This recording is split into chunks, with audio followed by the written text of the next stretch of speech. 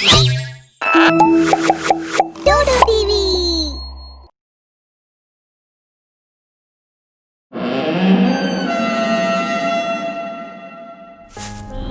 गांव में एक आलीशान मकान था जो कई सालों से खाली था। रामदीन उसका केयर टेकर था। महीप को कहीं से रामदीन के बारे में पता चला। वो उससे मिलने गया। मुझे किराए का एक मकान लेना था।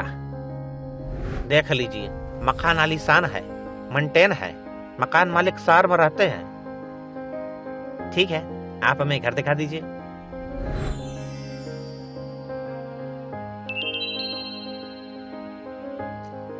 मकान पसंद आया, हम जल्दी शिफ्ट करना चाहते हैं।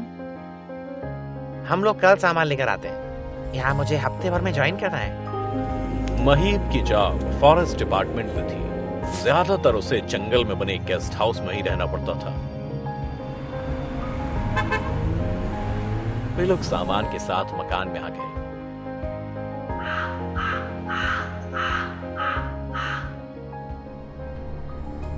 कहाँ से शुरू करूँ? सामान रखवाकर महीप चला गया। मैं अकेली कैसे करूँगी सब? रश्मि परेशान होते हुए बड़बड़ा रही थी। तभी दरवाजे पर एक लड़का आया। मैडम, आपके पास कोई काम है क्या? रश्मि को लगा जैसे भगवान खुद आ गए उसकी मदद के लिए। हाँ है ना, घर जमाना है, जमा दोगे? दीदी बताओ कौन सा सामान कहाँ रखना है? तुम कौन हो? कहाँ रहते हो? मेरा नाम रवि है। मैं आस पास में सफाई का काम करता हूँ। कहीं भी रह लेता हूँ, कहीं भी खा लेता हूँ। काम बता दीजिए, मैं आपका घर सजा दूंगा। उस बॉक्स को खोलो। रवि कार्टून खोलने लगा। तभी उसे पीछे से किसी ने मारा। वो लगभग चिल्लाते हुए, दीदी मुझे क्यों मारा? मैं तुम्हें क्यों मारूंगी? और यहाँ पर कोई और है भी नहीं। तभी फिर से उसे कोई थप्पड़ मारता है और उसके चारों तरफ हवा की तरह कुछ घूमने लगता है। फिर से किसी ने मुझे मारा। दीदी मुझे बचाओ, ये क्या है? और वो डर कर वहां से भाग गया। अब मैं क्या करूं? रात में दोनों माँ और बेटे सो जाते हैं। रात में अंश को प्यास लगती है। वो उठकर किचन में जाता है और पानी के लिए गिलास उठाने लगता है। तभी कोई उसे पानी से भरा गिलास देता है। वो डर जाता है, लेकिन पानी पी लेता है और वापस आकर सो जाता है। अगले दिन जब रश्मि जगी तो अंश ने रात की पूरी बात बताई। वो उसे अंश का वहम समझती है। नाश्ता पानी होने के बाद वो सामान जमाना शुरू करती है। जैसे ही उसने झाड़ू उठाई, वैसे ही तेज हवा के साथ सूखे पत्तों से घर भर गया। पूरा घर और गंदा हो गया। ऐसा लग रहा था मानो घर के अंदर बार बार तूफान आ रहा हो। गमले और वास भी गिरकर टूट जाते हैं। बार बार ऐसा होने से रश्मि परेशान हो गई और सोचने लगी कि सच में इस घर में कोई है क्या। शाम को महीप जब घर आया तो महीप, यहाँ पर कुछ तो है। जब भी सामान खोलने जमाने की कोशिश करती हूँ तो कोई ना कोई बाधा आ जाती है। मुझे कल सुबह ड्यूटी के लिए निकलना है। ऐसी बातें मत करो। फिर रात में सभी सो जाते हैं। अंश रात में उठता है, पूरे घर में घूमता है और वो उस महिला को ढूंढता है। तभी अचानक उसके सामने एक बड़ी औरत आ जाती है। उसके नाखून बहुत बड़े होते हैं। वो एक डरावनी चुड़ैल होती है। अंश डर कर जोर से चिल्लाता है। फिर माँ पापा कहीं उठ ना जाए, ये सोचकर चुप हो जाता है और हिम्मत करके पूछता है, आप कौन हैं और क्या आप हमारे घर में रहती हैं? ये घर मेरा है। तुम्हें मुझसे डर नहीं लगता? डर क्यों? आप भी तो मेरी तरह ही है ना। बस आपने बहुत दिनों से नहाया नहीं है, नाखून नहीं काटे हैं और थोड़ा सा मैनर सीखने की जरूरत है। हा, हा, हा, हा। तू मुझे मैनर सिखा देगा क्या? हाँ, पर मम्मी आपसे डर गई हैं। अब पापा छुट्टी लेकर दूसरा घर खोजेंगे। अब तुम कहीं नहीं जाओगे। हम और आप दोनों मिलकर घर जमा लें तो शायद मम्मी जाने का इरादा बदल देगी, क्योंकि घर सेट करने के लेकर वो परेशान है। क्यों नहीं, ये तो चुटकी का काम है। पैक करने और खोलने सजाने में कितनी मेहनत और टाइम लग जाता है। महिला ने अपना हाथ घुमाया, पूरा घर सज गया। फर्नीचर, फोटो, शोपीस सब व्यवस्थित हो गए। आंटी, आपने जादू सिखाया क्या? इतनी जल्दी आपने कैसे कर दिया? वाओ! बस कर दिया। अब अपनी मम्मी को यहाँ से मत जाने देना। तुम सब मेरे साथ यहीं रहो। अगले दिन रश्मि और वहीब जागते हैं और सजा हुआ घर देखकर आश्चर्य से, ये सब किसने किया? ये चमत्कार कैसे हो गया? मम्मी, मैंने जवा दिया। आप घर नहीं बदलेंगे, ये घर अच्छा है। चलो अच्छा है, जैसे भी हो, घर तो जम गया, टेंशन खत्म। अब अंश और वो भूतनी एक दूसरे से बातें करते और खेलते। दोनों एक दूसरे की जरूरतों को समझने लगे। अंश अपनी माँ से उस भूतनी की पसंद का खाना बनवाता और उसे अपने साथ बैठाकर खिलाता, उसके नाखून काटने, नहाने आदि के लिए कहता, और वो भूतनी उसकी हर बात मानती थी। रश्मि को लगता कि अंश कैसे फरमाइशें करता है और अच्छे से खाता भी है, क्योंकि वो महिला किसी और को दिखाई नहीं देती है। अंश एक दिन बाहर साइकिल चला रहा था, उसका बैलेंस बिगड़ा और वो एक पत्थर पर गिर पड़ा। मम्मी! रश्मि बाहर दौड़ी। अंश साइकिल से गिरकर बेहोश हो गया। उसे अस्पताल ले गए। वहां के लोग कहने लगे, भूत बंगला वाली ने मार दिया। वो महिला अंश के साथ वही थी और ऐसी बातों से बेचैन हो रही थी। जब डॉक्टर ने आकर बताया कि अब कोई खतरा नहीं, तब उस महिला को चैन मिला। महीप, हम ये घर छोड़ देंगे। अस्पताल में लोग इस घर को भूत बंगला कह रहे थे। मम्मी, मैं आंटी को छोड़कर कहीं नहीं जाऊंगा। आंटी बहुत अच्छी है। वो आंटी मेरे साथ थी। आंटी ने मेरा हाथ पकड़ा हुआ था। आंटी अब सबके सामने क्यों नहीं आती? आकर सबको बताओ ना कि अब भूत नहीं हो सकती। तब वो महिला सबको दिखाई दी। मैं भूत ही हूँ। सालों बीत गए, मेरे दोनों बेटे आपस में लड़कर घर से चले गए। अंश जैसा एक पोता भी था, वो सब मुझे छोड़कर चले गए। मैं इतने बड़े बंगले में अकेली थी। तड़प तड़प के मैं मर गई और आज तक मेरी आत्मा भटक रही है। आपका बेटा अंश मेरी परवाह करता है। इसने मुझे वो मान दिया जिसके लिए मैं तड़प रही थी। अब ये घर इसका है।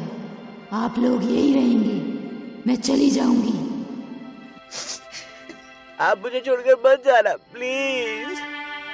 मुझे जाना ही होगा। तुम मेरी मुक्ति की वजह हो। ऐसा कहकर वो गायब हो जाती है। अंश रोता रहता है। रश्मि और महीप उसे संभालते हैं। श्यामपुर बड़ी आबादी वाला एक पिछड़ा हुआ गांव था। वहां के आदिवासी सीधे साधे थे। उनमें से कुछ ने शहर भी देखा था, पढ़ाई भी की थी, लेकिन फिर भी कोई अभाव में नहीं जी रहा था, क्योंकि उस गांव में एक तांत्रिक बाबा महीने में एक दिन अमावस्या को गांव आते और सबकी हर मनोकामना पूरी करते। पर कहते हैं ना कि लालच की कोई सीमा नहीं होती।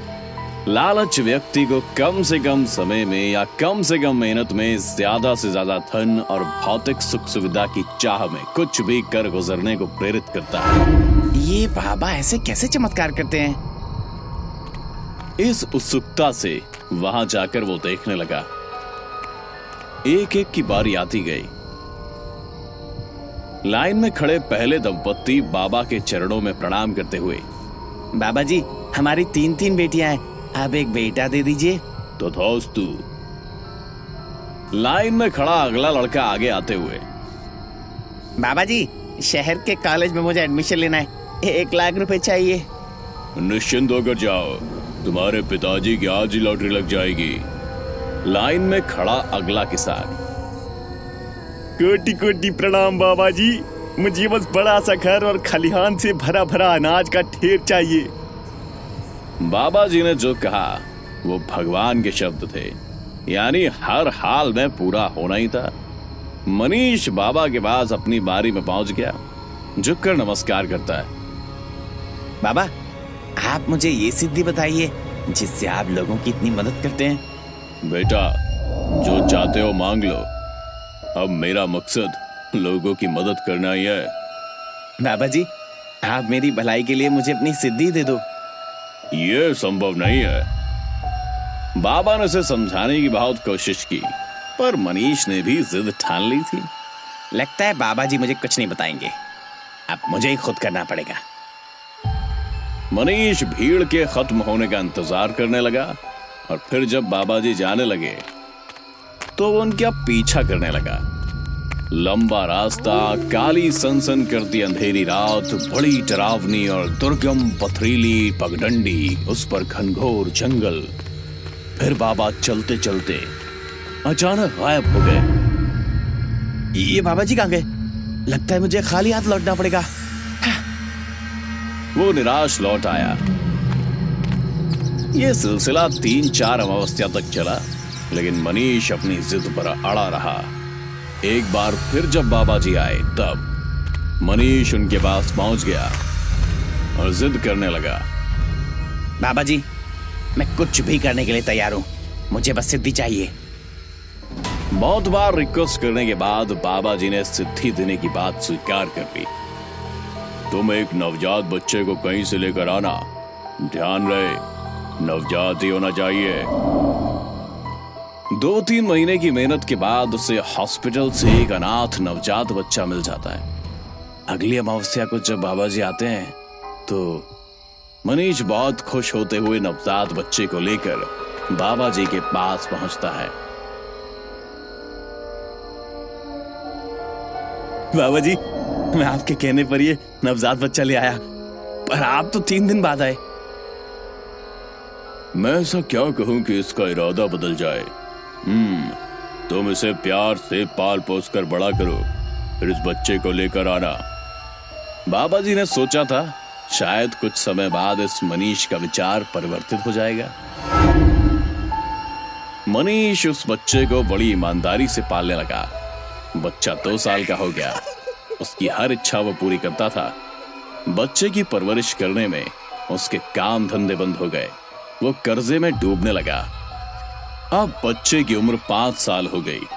अब वो बच्चा अपनी पसंद की मांग करने लगा। पापा, मुझे मीना बाजार जाना है, वहाँ खूब सारे खिलौने मिलते हैं। बहुत सारे झूले भी आए हुए हैं, इस बार तो मुझे जाना ही है। मेरे पास अब तो कुछ नहीं बचा है, पैसे भी नहीं है। फिर भी वो बच्चे को देखकर बोलता है, ठीक है बेटा, चलेंगे। बच्चा खुश होकर कूदने लगता है। उसकी खुशी देखकर मनीष भी निहाल हो जाता है और उसे गोद में उठाकर प्यार करने लगता है। इन दिनों में मनीष को भी उस बच्चे से बहुत लगाव हो जाता है और जब सिद्धि का ख्याल आता है तो वो सोचता है, बस कुछ दिनों की बात है, फिर एक बार जब मुझे सिद्धि मिल जाएगी तब मैं अपनी सारी इच्छाओं को पूरा करूंगा। अभी इस बच्चे को दुनिया की सारी खुशियां देनी है मुझे। अब बच्चा 7 साल का हो गया। मनीष बाबा जी से मिलने गया। बाबा जी, मैंने बड़ी निष्ठा और प्यार से उस बच्चे को पाल पोस कर बड़ा किया है। अब वो 7 साल का हो गया है, मेरे लिए क्या आदेश है? बाबा बड़ी असमंजस की हालत में थे। एक बार फिर समझाने की कोशिश। मनीष, तुम जिस चीज को पाने की चाह रखते हो वो बड़ा शाप है, उसमें तुम जीते जी नरक भोगोगे। जिस बच्चे को तुम पाल रहे हो जरा उसके बारे में तो सोचो। उस प्यारे बच्चे के साथ जिंदगी जियो और सिद्धि के बदले जो चाहिए वो मांग लो।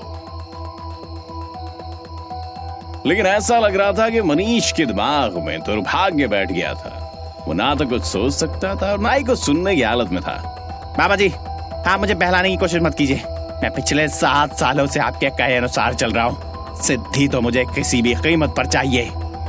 ठीक है, तुम अमावस्या के दिन बच्चे को दिन भर भूखा रखना और आधी रात को हमारे सिद्ध स्थान पर पैदल चलकर ले आना।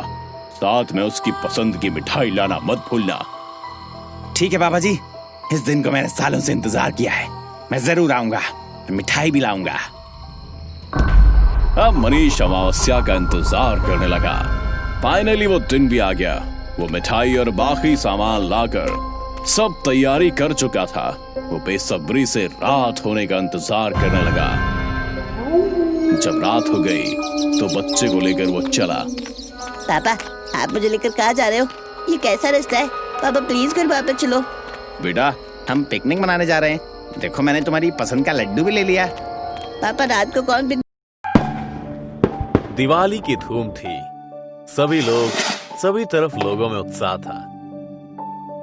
कैसे ये दिवाली मनानी है, किसे क्या मिठाइयां देनी है, किसे क्या क्या उपहार देने हैं, इस प्रकार सभी व्यस्त थे और अपनी अपनी तैयारियों में लगे हुए थे।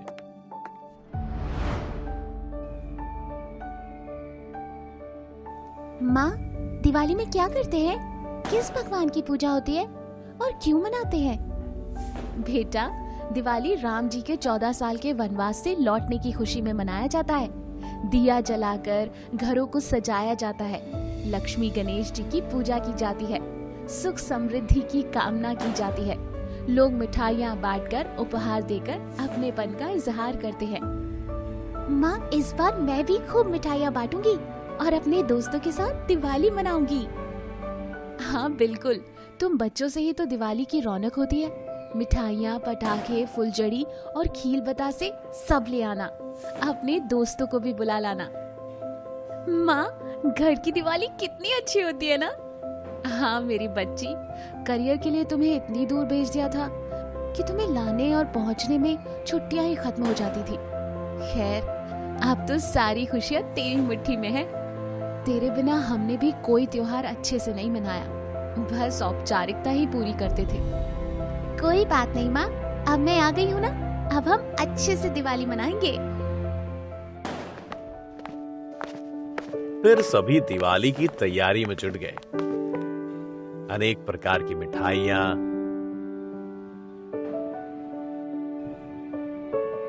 और पटाखे आ गए। रंगोली बनाई जा रही थी। तोरण से द्वार सजाए गए। रंग बिरंगी बल्ब की झालरें लगाई गई। सब जगह रोशनी की जगमग दिखलाई दे रही थी। लेकिन अचानक इतनी सावधानी से की गई सजावट में आग लग गई। सब धो धो कर जलने लगा। रमेश जी, उसने तो फिर से सब चौपट कर दिया। मोहिनी, चिंता ना करो, हम दोबारा ठीक करवा लेंगे। कहीं से शॉर्ट सर्किट हो गया होगा। आप कितनी बार शॉर्ट सर्किट ठीक करवाते रहेंगे? इतने दिनों बाद मेरी बच्ची दिवाली मनाने आई है। मेरे घर की खुशियों को तो किसी की नजर ही लग गई है। पता नहीं वो मुझसे क्या चाहती है। परेशान मत होना, सब अच्छा ही अच्छा होगा। तुम खामखा डर रही हो। अभी दोनों बात ही कर रहे थे कि अनिका और उसकी सहेली के जोर से चिल्लाने की आवाज आई। दोनों डर से कांप रही थीं। मोहिनी और रमेश जी दौड़कर बच्चों के पास जाते हैं और उनसे पूछते हैं, तुम लोग क्यों चिल्लाए? क्या देख लिया? हम रंगोली बना रहे थे और एक काली परछाई ने हमारी पूरी रंगोली खराब कर दी। लेकिन तुम्हारी रंगोली तो बिल्कुल ठीक है। हाँ, ये कैसे हो गया माँ? उसने हमारी रंगोली तो बिल्कुल बिगाड़ दी। मोहिनी खुद भी सहमी हुई थी, लेकिन बच्चों को आश्वस्त करते हुए कहती है, बेटा, डरने की कोई बात नहीं है, हम साथ हैं ना। चलो दिवाली मनाते हैं। चलो चलो बेटा, पूजा की तैयारी करते हैं। इन सब बातों में टाइम बर्बाद मत करो। हाँ, अनिका और माही दोनों ही तैयार होकर आ जाती है। मैं कैसी लग रही हूँ माँ? और मैं कैसी लग रही हूँ आंटी? बहुत अच्छे बच्चों। कहते हुए अपनी आंखों से काजल लेकर लगाने लगती है। तभी दोनों लड़कियां अचानक हवा में उड़ने लगी और एक औरत की आवाज आई, काजल का टीका उन्हें मेरी नजर से नहीं बचा सकता। हवा में झूलती लड़कियां चिल्ला रही थी और मोहिनी डर कर रोने लगती है। इनसे क्या दुश्मनी है? इन बच्चियों ने तुम्हारा क्या बिगाड़ा है? तुम्हें कोई और घर परिवार नहीं मिला जो हमारे पीछे पड़ गई? मेरी एक बच्ची को तो मार ही डाला, दूसरी बच्ची को तुम्हारे डर से इतना दूर रखा। तुम चली क्यों नहीं जाती?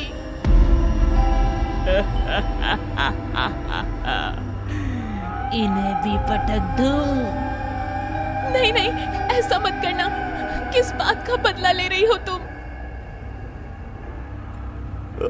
तुम करो, मैं तो बस अपने काम से काम रखता हूँ, किसी का कुछ नहीं बिगाड़ा। मैं तुम्हारे सामने हाथ छोड़ता हूँ, मेरे बच्चे को छोड़ दो प्लीज। अचानक काला धुआं जैसे गोल गोल घूमती हुई एक आकृति जमीन पर आ जाती है और दोनों लड़कियों को धक्का देकर गिरा देती है। मोहिनी और रमेश दोनों बच्चियों को दौड़कर संभालते हैं।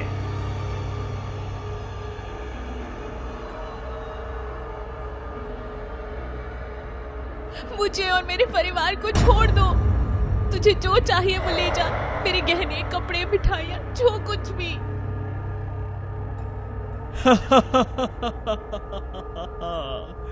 तुम सचमुच मुझे दोगी क्या? मांग कर तो देख, लेकिन मेरे घर और मेरे घर वालों का कोई नुकसान तू नहीं करेगी। भूतनी अचानक रोने लगती है और लोगों के सामने एक लड़की के रूप में प्रकट हो जाती है। मुझे भी नए कपड़े, पटाखे और ढेर सारी मिठाइयाँ चाहिए। तुम लोग दोगे क्या? रमेश सब कुछ उठाकर उस लड़की को दे देता है। वो पागल की तरह दोनों हाथों से मिठाइयाँ खाने लगती है और कपड़े भी पलक झपकते ही पहन लेती है और अपने कपड़ों को देख देख कर इतराने लगती है। अब तो तुम हम लोगों को परेशान नहीं करोगी ना? नहीं नहीं, अब मैं तुम्हें कोई दुख नहीं दूंगी। तुम आखिर ऐसा क्यों कर रही हो? तुम कौन हो? मैं रूबी हूँ। मेरी सौतेली माँ मुझे बहुत तंग करती थी। वो अपने बच्चों को सब कुछ देती थी और मुझे हमेशा मार पीट कर हटा देती थी। मुझसे घर के काम करवाती थी, मुझे पढ़ने को भी नहीं देती थी। एक दिन मैं घर से इधर आ गई और अपने घर का रास्ता ही भूल गई। कई दिनों भूखी प्यासी रहने के बाद मैं मर गई। आप उस दिन अपनी बड़ी बेटी को मिठाइयाँ दिलवाकर उससे प्यार से बात करते हुए लौट रहे थे। तभी मैं आप लोगों के साथ आ गई। उससे सभी प्यार करते हैं तो मुझे बहुत बुरा लगता था, इसलिए मैंने उसे मार डाला। तुम्हारे साथ अन्याय हुआ था, पर इसमें हमारा कोई दोष नहीं था।